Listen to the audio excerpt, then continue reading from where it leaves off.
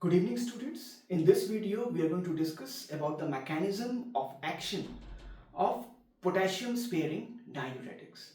For understanding the mechanism of action of potassium sparing diuretics, first of all, we need to understand what exactly happens inside the P cells of the collecting duct, right? So first of all, we will draw a P cell. We will try to understand what is happening inside the P cells of the collecting duct, and then we will understand the exact mechanism of the action of these potassium sparing diuretics and how they differ from other diuretics, right? So first of all, let's draw a P cell, right? First of all, let's draw a P cell of collecting duct, right? Now, which hormone acts on the P cells of the collecting duct? Aldosterone, right? Aldosterone acts on the P cells of the collecting duct, right? Let's write over here P cell. Okay. Now this aldosterone will act on the nucleus of the P cell, right? In nucleus, it is going to specifically act and increase the synthesis of SGK proteins,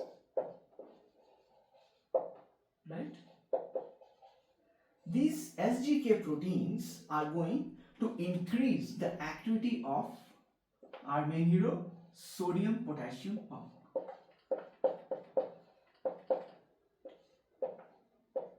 It will increase the activity of sodium potassium pump. If it increases the activity of sodium potassium pump, then what will happen? The sodium level inside the cell will decrease. If sodium level inside the cell decreases, that means the gradient. This is our luminal side, this is our basolateral side. That means the gradient from the luminal side to the basolateral side will increase, right? That means more sodium from the filtrate will now get reabsorbed, and this SGK proteins also facilitates that process. It increases the synthesis and recruitment of the ENaC channels, epithelial sodium channels.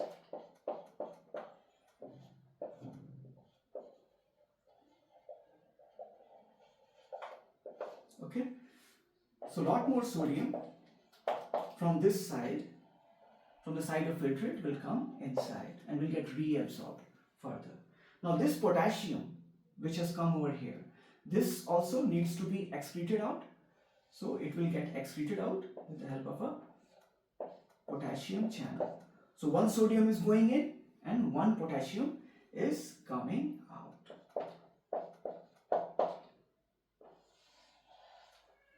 Right? As simple as that, right? Aldosterone is acting on nucleus, increasing the synthesis of SGK proteins. These SGK proteins are going to increase the activity of sodium potassium ATPase, right? This will reduce the level of sodium inside. This will increase the gradient from the luminal side into the P cell, and this increased flux of sodium will come inside through ENaC channels, and this potassium will go outside through the potassium channels, right? Now, where are potassium sparing diuretics coming, right?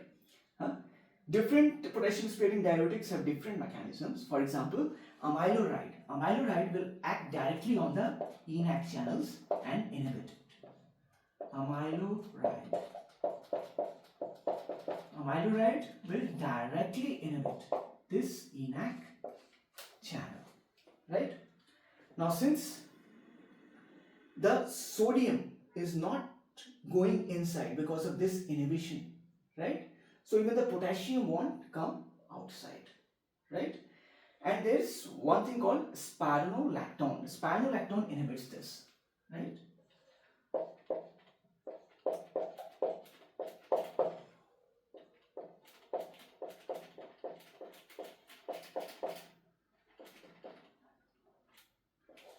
Spironolactone directly inhibits the sodium potassium ATPase pump, right? So if this pump is getting inhibited, right? Huh? This sodium won't be pumped out, potassium won't come in. If the sodium is not pumped out, there won't be enough gradient for this sodium to come inside. If there is not enough gradient for this sodium to come inside, this sodium will stay over here. Wherever sodium stays, water also comes in, and this will lead to diuresis. If this ENaC channel is inhibited because of amiloride, this sodium will stay over here. If the sodium stays over here, wherever sodium stays, water comes, right, and diuresis. So both amiloride and spironolactone, both will lead to diuresis. And why we are calling them potassium sparing diuretic? Because in this case, if the sodium doesn't go inside, the potassium won't come out. Because one of the reasons why potassium comes out, because of the positive charges. Same charges repel each other. The more sodium goes inside, it pushes the potassium to come outside. If we block the sodium from going inside, the potassium won't come outside, and the potassium will be saved inside the body. Same way, if the sodium is not pumped out, the potassium won't be pumped this side. If potassium is not pumped this side, it won't be excreted in urine, right?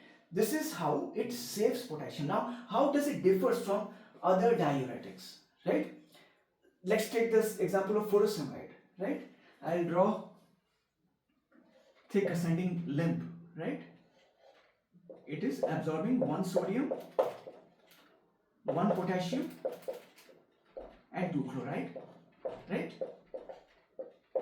Now, if this thing is blocked, it will lead to excretion of sodium, but it will also lead to excretion of potassium, right? So, of course, furosemide will excrete out sodium, but it will also excrete out potassium, right? So, chronic furosemide therapy can lead to hypokalemia. That's why we have to supplement it with potassium salt, right? Now, how exactly thiazide diuretics lead to hypokalemia, right? Let's draw DCT, right?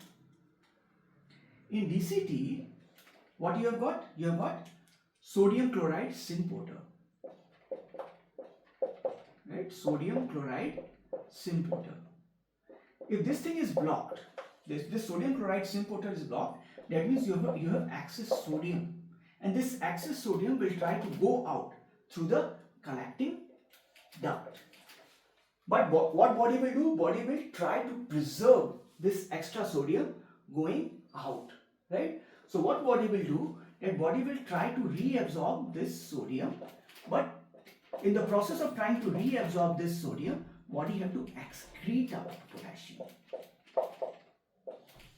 Now, the collecting duct, the pieces of collecting duct will try to reabsorb the sodium, but in the process of reabsorbing the sodium, they have to excrete out the potassium. So this will also lead to hypokalemia. So both furosemide and thiazide diuretics lead to hypokalemia. And this is the reason why exactly we mix hydrochlorothiazide with drugs like losartan.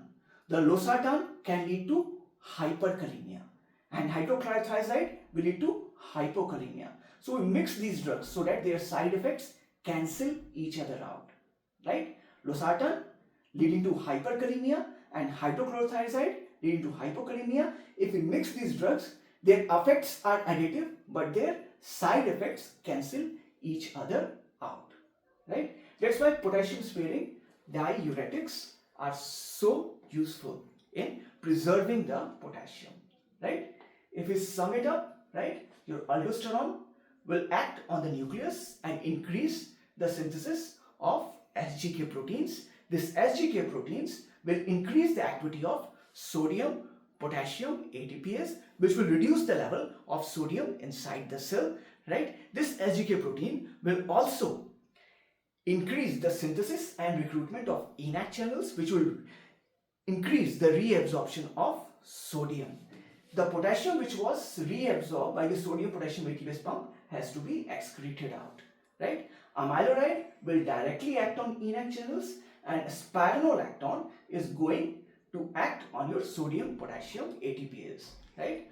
Both spironolactone and amiloride help in preserving potassium inside the body. That's why they are called potassium sparing diuretic. So hopefully this class helped you in understanding the mechanism of potassium sparing diuretics. Wish you all the very best.